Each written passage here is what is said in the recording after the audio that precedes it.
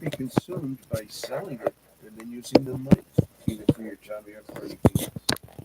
So Chizkiah uses the posik by Pesach to teach us that that's the only situation, basically, where you can't have benefit. And if the Torah tell you, signal you that you can't have benefit, you know that you could have benefit. It says don't eat blood, you can benefit. Don't eat meat from a dead animal, you may benefit. Don't eat meat or torn from an animal, automatically you may benefit. He doesn't need something to make it done.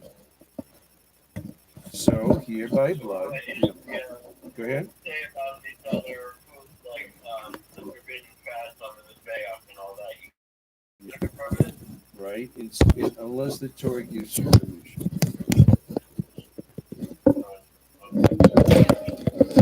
Okay, You're saying it's not a automatic benefit. that's right. That's right. That's correct. Unless it's sort of the opposite, unless the Torah tells you you can't. Yeah. Automatically, if all it says is don't eat it, you may still benefit. The one exception is chametz because of the chain that follows on the Okay, let's get the answer there. Go to the answer. Okay, here we are. Let's get the answer.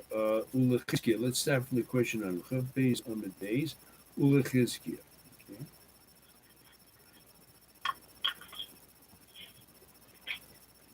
Hook base. It's Chav Beis Amid Beis. Yeah. All right. Do you want to try? Yeah, right. I want to try it, Rabbi Frank. Yeah, okay. So Ulecheskia, my haltasa, Mm-hmm. Isastam, Good. Iskashtam, Yeah, you're doing fine. Lamayam. Lamai. See the word iskash, like a hekish?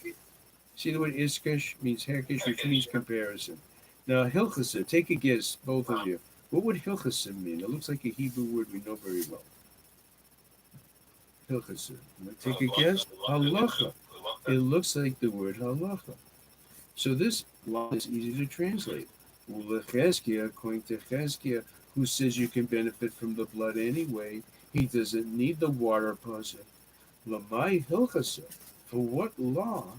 Iskish don't need it because you say that you can have benefit from the blood anyway.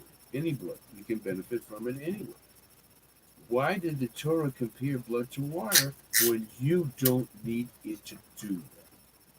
Because according to you, you may use the blood anyway. Is the Gemara's question clear? There it is in the Gemara. That's what we were raising. I'll think it over. We good? Both of you is good? Okay. All right. I think so. All right, good. Let's go on for a few minutes. Likita Rabbi Chia Bar Abba. Okay, this is line 2. You can go ahead, Rabbi Ephraim. Okay.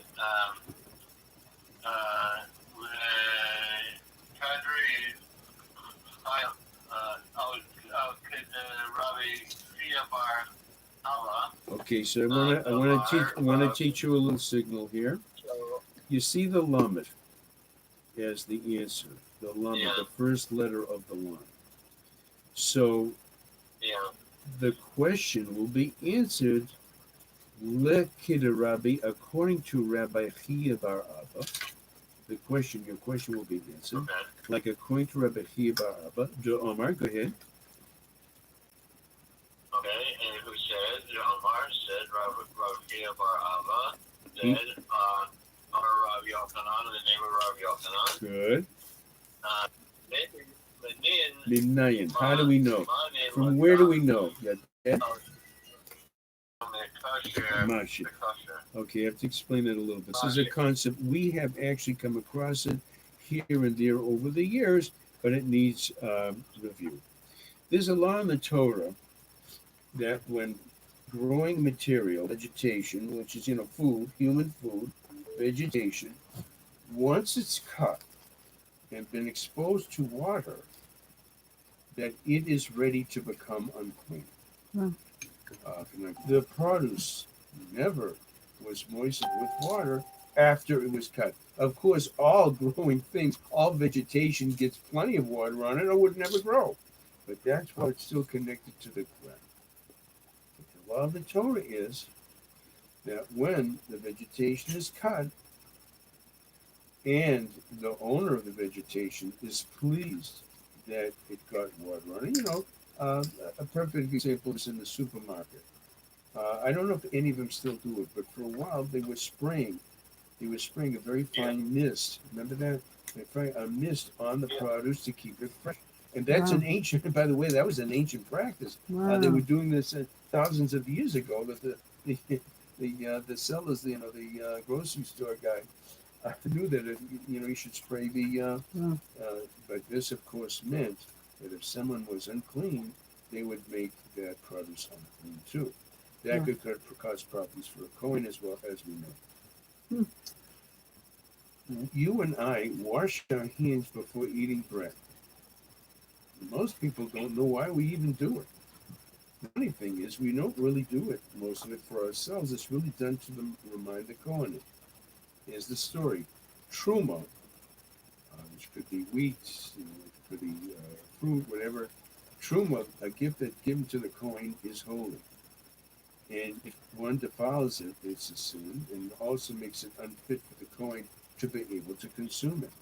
So when the farmer set aside his truma, he was very, very careful to make sure that it did not become unclean. Otherwise, you can have major problems with it. So it was instituted by David and Solomon. You have to be careful not to defile the truma. Well, that's fine for them. If they're going to eat bread that was made from grain that was truma, so they should wash their hands to make sure that they don't spiritually defile You're the bread. blocking your voice with that. Make sure that they don't defile the bread. So why are you and I washing? Why are you and I washing if this is to remind the Kohanim they eat holy bread? You and I aren't Kohanim. We can't eat holy bread. We're not allowed to eat holy bread. We're not allowed to take truma or bread that was made out of truma grain and eat it ourselves. That's a very big sin and a very big punishment for that as well.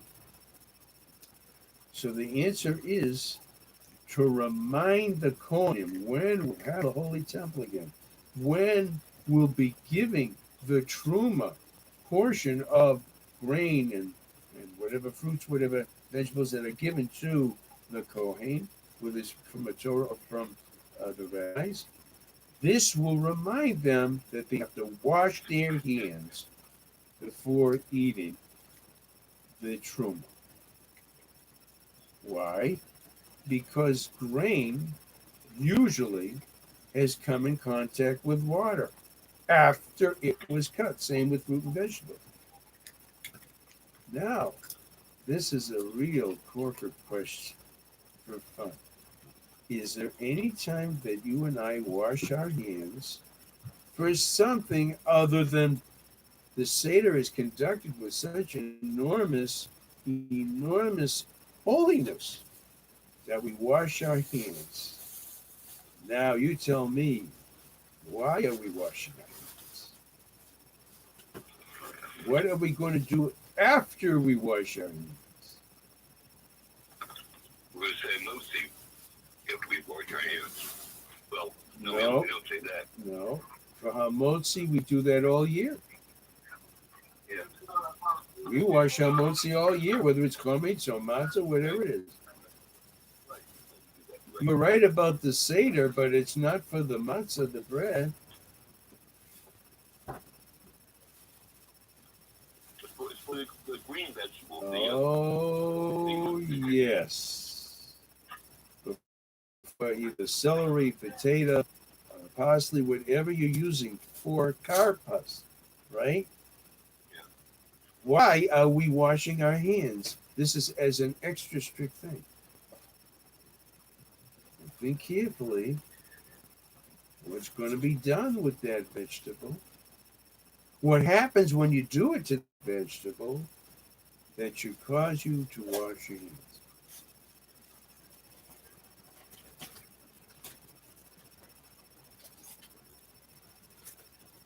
Think what you do with the vegetable at the Seder.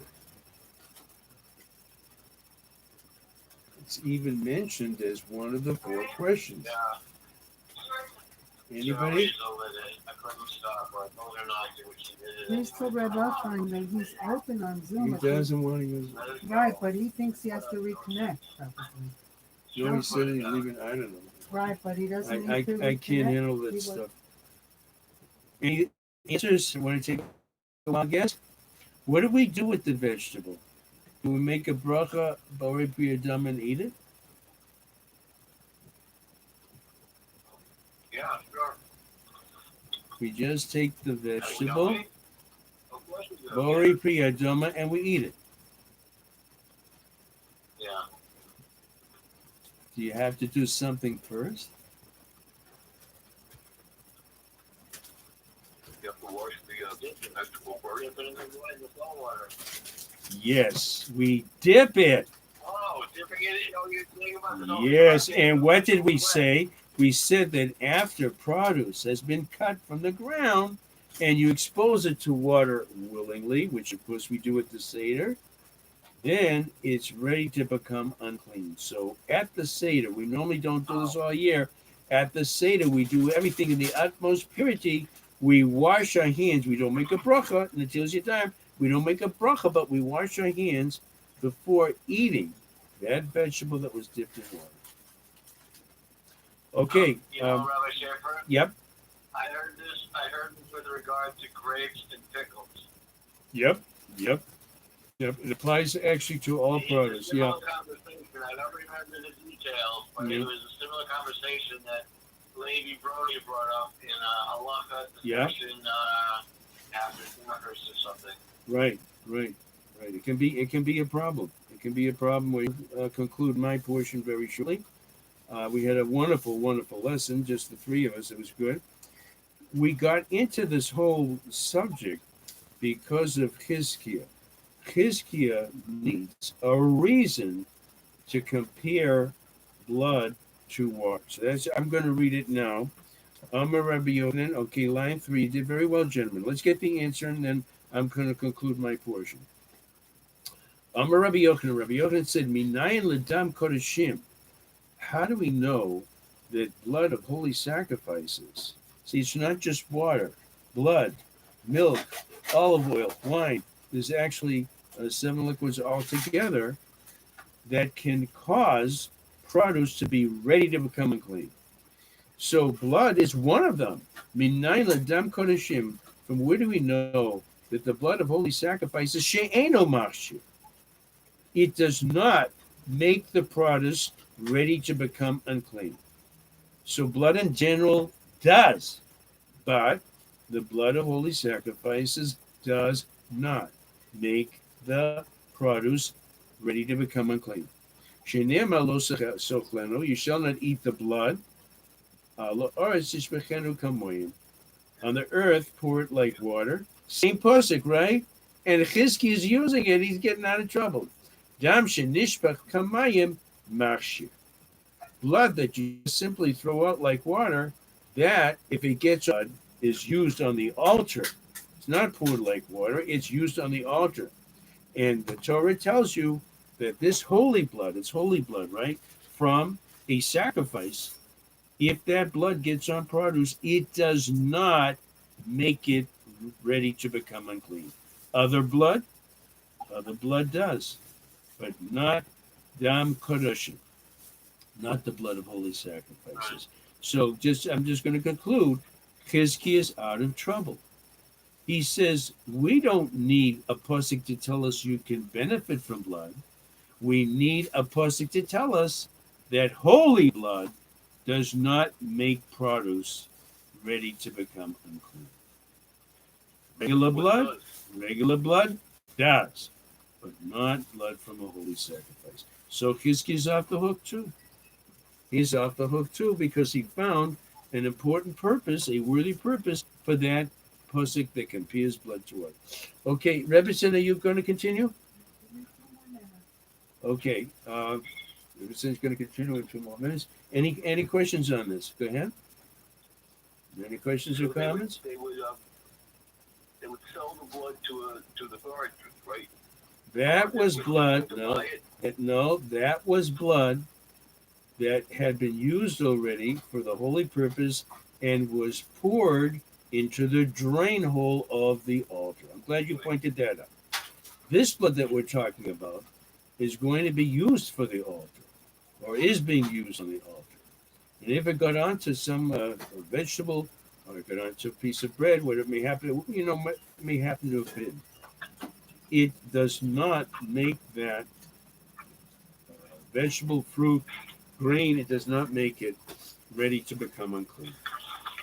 Now remember, it's these liquids. Yes, it's an exception. These liquids, which you mentioned, milk, honey, wine, olive oil, etc. There's a list of them all together. Blood, and of course water. When the liquid gets on these things, it doesn't make it unclean, but it makes it ready to become unclean. It's liable to become unclean. If this produce, right, never had water placed upon it, and someone or something unclean touched it, that produce is not unclean. It first has to be exposed to water or one of these liquids, like blood, general blood, not blood of a sacrifice. So, Rabbi Shaffer? Yeah. Rabbi Shaffer? Yes. So it seems like what the liquid, what either one of these different types of liquids does when it's poured onto the produce, is it sort of acts like a conduit, or it completes the circuit, or whatever. It makes it so that if something where it'd be in contact with it, Yes. then it would render it Yes. unusable. You said it very well. It sort of opens the door. It opens the door. And this is a decree. Yeah. This is a decree of the Torah. It's a decree. It's a decree of the Torah that if one of these 7 liquids gets onto produce after it's been cut, then it's ready to become unclean if someone or something unclean touches it. And even if it dried off, by the way, even if it dried off already, once that produce has been exposed to one of these 7 liquids, even if it dries off, that produce is liable. It's ready to become unclean. Does this include rain? After, let's say you have stalks of wheat that are cut and bundled in the field, and it rains. If you don't want them, that was the other condition. If you don't want them to get wet, and you don't, if you don't want them to get wet, and of course, if those stalks of wheat get wet, you won't be able to grind. You don't want them to get wet. So that condition is also required. Thank you for that. Another excellent question for both of you. Wonderful questions. Very, very good. Here's just going back to Sukkot, because we just celebrated Sukkot, that the schach has to be made from vegetation, right? That cannot become unclean. Vegetation that will not become unclean. Let's say you put branches from a grapevine on, they're loaded with fruit. You can't use that for schach, because the fruit is something that can become unclean. So you have to take the fruit off first, whatever it may happen to be, and then you can put it up and use the branches for schach. We good? And you can still use the grapes. You can still use the grapes. Yeah, the grapes are fine. The grapes, you can consume the grapes all you want. That's fine. But the branches you now can use for the sukkah. Well, if the fruit is on those branches, you won't be able to use the branches for the sukkah. So there's another example. We may have talked about that when we learned. Yes, we did. Actually, we did. We did that. Something that can become unclean, right? Something, a vessel or food, even if it's vegetation, that can become unclean. Is unfit for sukkah. Excuse me. Rebbitzin, you come? Yeah. So, Okay. Rabbi, is Yeah. it, according to Rabbi Taub, or according to Rebbe Taub on Clark's Lane, is it too late for Mincha now? I don't think so. It's up to Shkia, isn't Yeah. it? What time is I sun? mean, up Yeah. to Oh, he state, up to davens state. late. Yeah. He davens late. Yeah. I'm sorry if I He kept davens any. up to states, doesn't he? I think he davens up to states. Yeah. Well, they often daven late. But if you didn't daven mincha yet, you should. What time is over there? 7:05 to 7. I need to run to go do that. Yeah, Go ahead. I'm Go ahead. Yeah. Yeah. I didn't know. I would have let you go earlier. Okay. Okay. No. I wanted to be part of the shear. I wanted to be part of the shear tonight, and my wife was out of the house anyway. I needed to stay home. Okay. Okay. All right. Take care. Then. Take Have a care. wonderful stop. Thank you so much, Rabbi Shaffer. You're more than welcome. We'll talk to you I'll both leave the on Zoom Sunday, channel Mr. on for everybody. Yeah, Thank okay. you, Rabbi Shaffer. Oh, you're very welcome. You're good news from Mr. Have a Dickman. good Shabbos. Okay, you too, gentlemen. Have a good Shabbos with your family. Yeah. Refuah Shleimah for Mr. Dickman. Laura's Hebrew name? Laura Boss. Lana Esther. Laura Boss. Hannah Esther? No. Ilana Esther. Ilana Esther. Yep. Okay, I do want to have her in mind because I davened for you. I should daven for Laura as well. Is Laura her Hebrew first name or no? No. Oh, Liba. Liba is a Hebrew. Oh, Liba. Yeah. Okay. Liba. But she's got to recover from pneumonia. She's in the hospital still.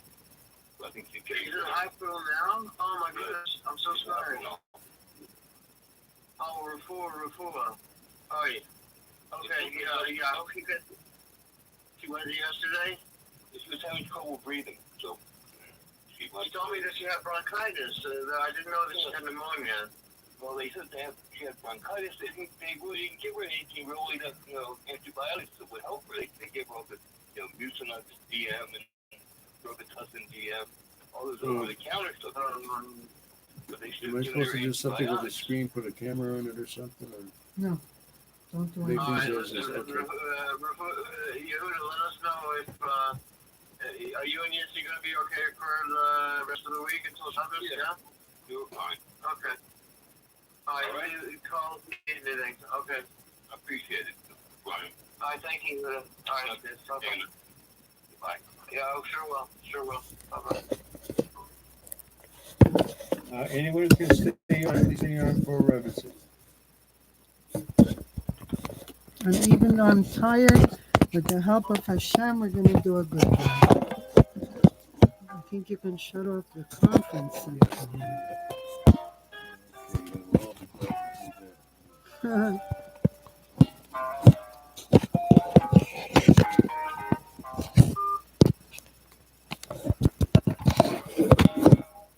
No, I think we did it.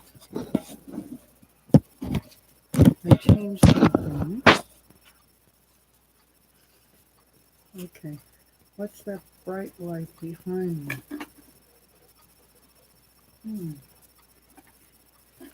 Let's see. This, should I shut this? No, this light. I don't think it's that. Let me see something. Where can I put this temporarily?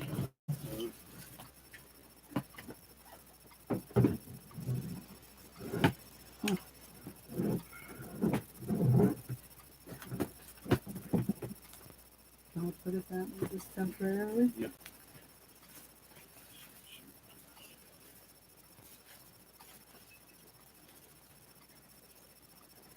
Okay.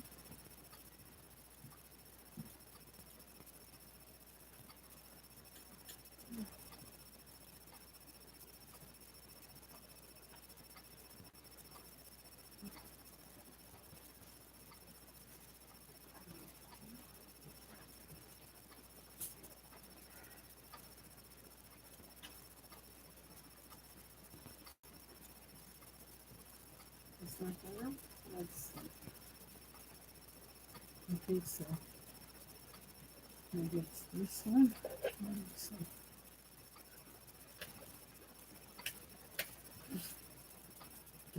It's getting better.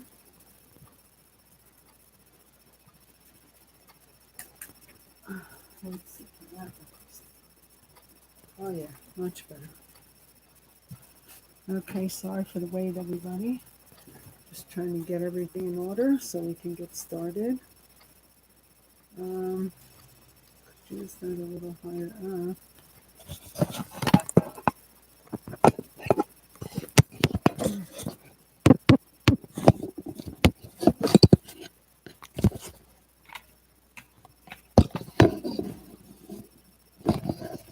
Need another soda can.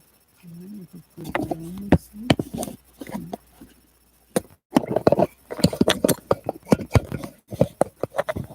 Hmm. I need it higher, not lower.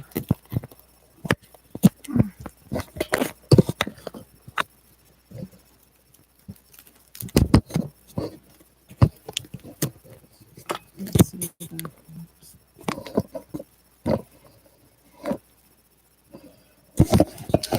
Come on. Oh, why does this have to be painful?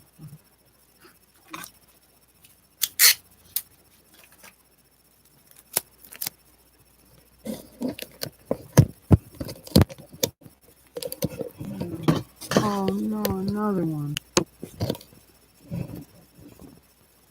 Okay.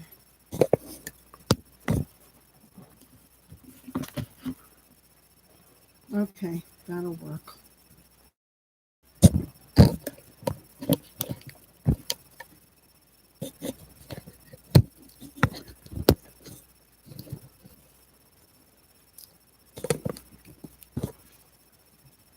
Yeah, that'll work.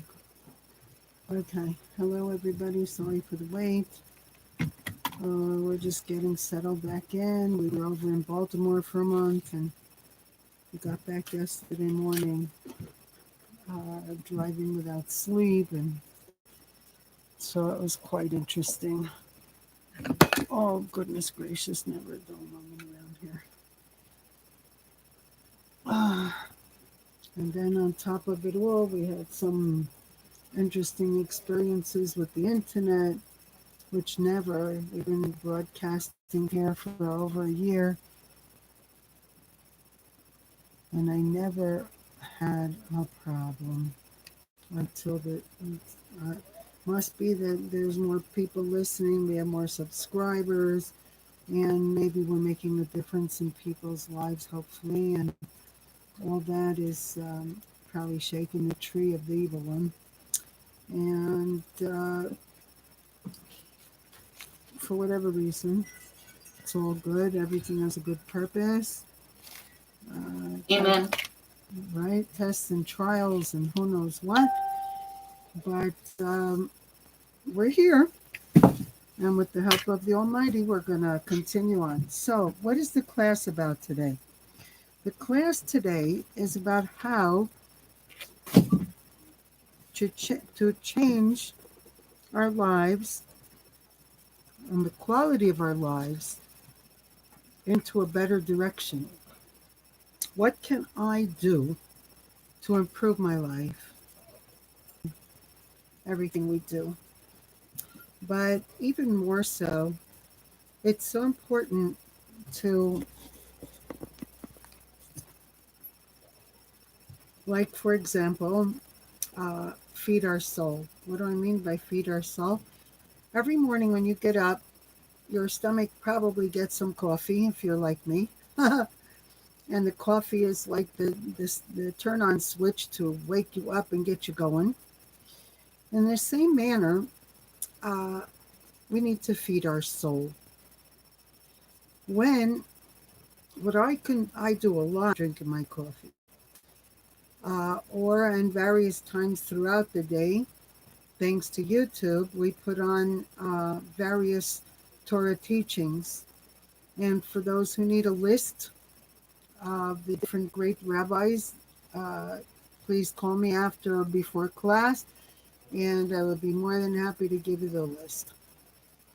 Uh, but it's very important that we learn. So I'm not talking about, there's a lot of people who are walking towards in the way that they can just tell you what it says but they don't internalize it. They don't live by it. Somewhat, oh yeah, Shabbos laws and kosher laws, and but the whole, if you take the creator of this world, wanted fellowship, and because he wanted fellowship with his creation, and this light is not working well. Husband, could you do me a favor, please? Okay. So we feed our soul in the morning as we drink our coffee, and then throughout the day. If you have to cook, if you have to clean, whatever you have to do, and women have the ability to do multitask, I call it, to do many things at the same time. We can train ourselves to listen, yeah, to listen to Torah while we're doing umpteen other things. The only thing I found it hard to do is to listen and speak at the same time. Thank you, that worked better. So, listening and speaking you can't do, but you could listen and think and do other things, maybe peel the potatoes, get the dinner ready, whatever, clean the laundry, uh, whatever. That doesn't work either. Okay.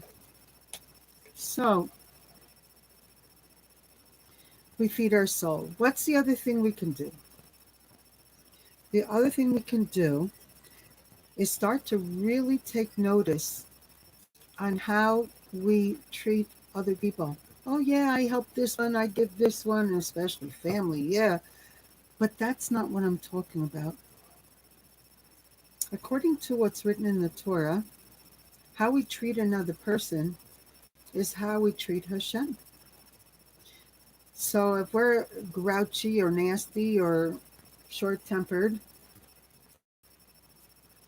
that's what we're doing unto Hashem. Is that what we want to be doing unto Hashem? And if we're a married couple, if I get a little snappy, I need to realize it right away and apologize for any misbehavior. We don't let it go and well, it was because of this and this person's fault. There are no faults. It's the Avishter's fault because he's still running the world, and Ein Od Milvado. There is nothing but the Almighty. So I would say that one person is being used to test the other person. But it's very interesting because it's written in the Torah books, especially the Torah books written by Rabbi Shalamar, about the fact that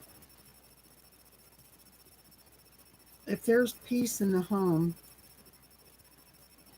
between a married couple, between children and parents, that peace brings the permanent resting of the divine presence upon everyone in the home and the home itself. So much so that if a person would walk into that house, they would feel. So how important is it to maintain peace? And it's not something that you can do by yourself. It's something you have to be praying about all the time. I suggest everybody get a little notebook and write in there the things that I most need to pray about on a daily basis. And the first and foremost be peace. And then to pray, thank you, Hashem. Thank you for the past, for the present, for the future. Thank you for me. Thank you for my husband. Thank you for my descendants. Logic. They are important. They do make a difference. Let's see if we find a couple excerpts. Oh. Here's a summary from the website womansday.com. Above all, love each other deeply, because love covers over a multitude of sins. Hatred stirs up conflict, but love covers over all wrongs. This is love. Not that we love God. That's not a New Testament passage. That's a book from the book of Proverbs. Okay.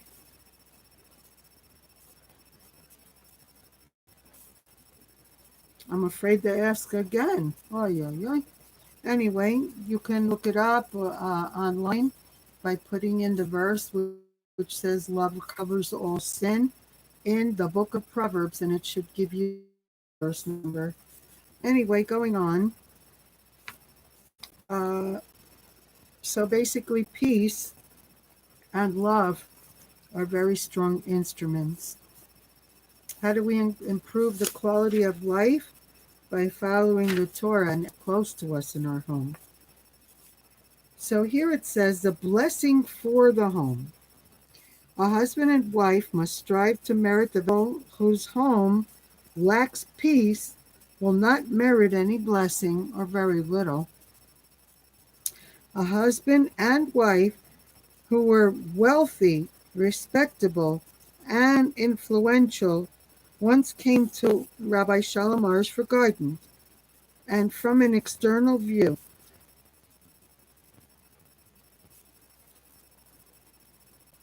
point anyone a point that anyone would envy them. However, the wife told him how discord that they were actually in tremendous debt. The woman continued begging me in tears, help us, help us. Sure, we know many people that have lived that. This seemingly wealthy and respectable couple was drowning in debt, despite their six-figure income. Without the necessary vessel of peace, blessing and abundance slipped through their hands. Page 89 of the book for women. And yet they lack nothing because they have marital peace. Okay?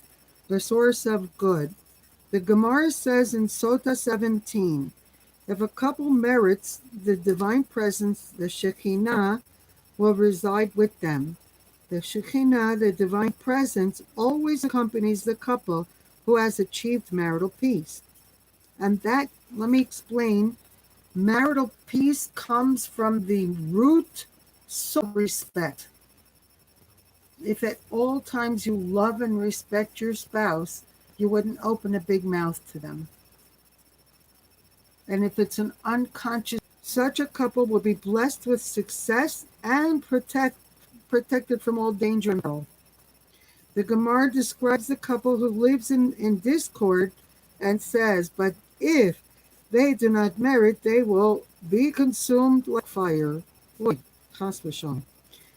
So much. Who doesn't, right? And while the child is out there playing, they have their eyes peeled that the child should watching. In the same manner, we have to be watching the battlefield, the mind. We have to have our inner eyes peeled on the mind, day and night. And it's through the mind that the emotions function. If a person's in the mind and the verbalization causes the manifestation, again, the verbalization, and you don't open it until you've judged what's come out. Too many people, I call it in the head and out the mouth. They didn't even have time for it to come out the mouth hardly, and it went in the head and out the mouth. Oh, the Getzer loves people like that, boy. He has full, God forbid, manipulation of those people. Oh, my friends, this is what you have to write in your prayer book to consistently be praying that as well. Let's go on a little here, because I don't know about you, but I'm enjoying reading what I'm reading here. And it says, of the wayward woman in Parshota,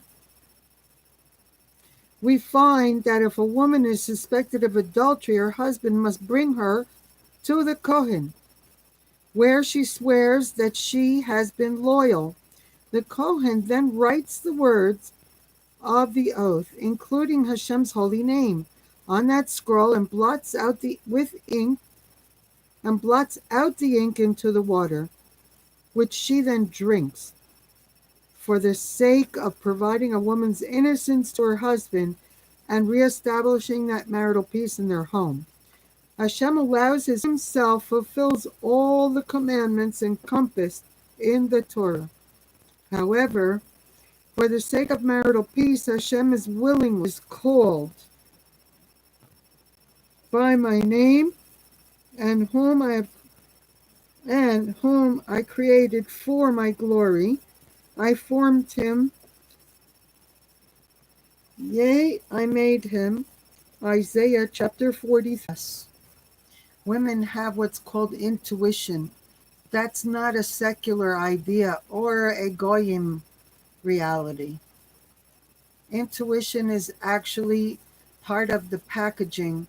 When Hashem created man and he realized that man couldn't live alone, and so out of the man he created the woman, and when he created the woman, he made the woman a spiritual powerhouse. Now the whole issue is, if she uses that to study Torah, to serve Hashem, to live by Hashem's ways, to do hitbonadut, talking to Hashem. I talk to him all day long, every so often, even to open a bottle in the kitchen. Feel the reality of Hashem's presence in their life. And if they don't feel that, then they into our home for the Shabbos meal. So, and according to the Rebbe, we're living in times right now that are considered that we're already in the beginning of the redemption or the Geula. And so I myself recognize that there is a mega difference in the ability to connect and maintain the divine presence with me, that she is with me consistently now, all the time. If anybody needs help with that, I'm here. I welcome your phone calls. I want to help.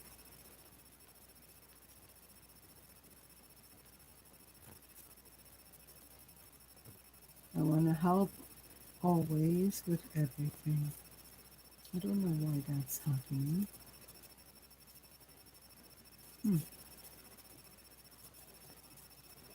Okay. It's working. Okay. So, what's the end of the road here on that? There is no end of the road. The more you grow and you learn the one we receive from, but the one we give to. And therefore we have 613 commandments and statutes in order to constantly be almighty. We surrender our will to him in order to do his will. And we become what's called Mesiras Nefesh.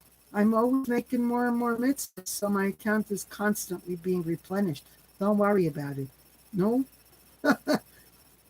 So relationships can be both delicate and intricate. Speech is the prime tool in a relationship. As such, we should invest concerted effort to better our speech and guarding our, and the brain has to judge it first by the knowledge of Torah.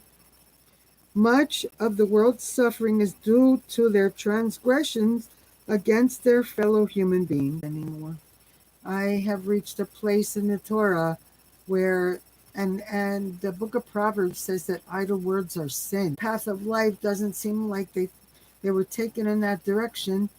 It's never impossible. In fact, my older son has a doctorate in theology in university, but he went to yeshiva first. So he knows what's right and wrong, and encourages the wife and makes her happy.